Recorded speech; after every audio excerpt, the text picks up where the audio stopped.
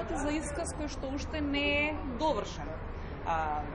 Господинот Верушевски минатиот пат беше испрашуван директно само од страна на одбраната, па допрва на обвинителството, па допрва слегува негово испрашување крстено од страна на одбраната. На крај судот си има право да поставува прашање од појаснувачки карактер.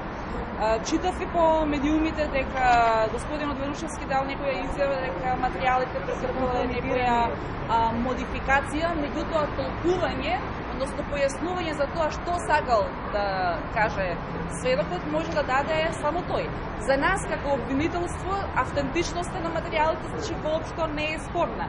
Не беше спорна и не е спорна ниту за тие сведоци кои што на почеток примија некои материјали, ако се сеќавате, ниту пак тоа го спорат обвинетите во судските постапки.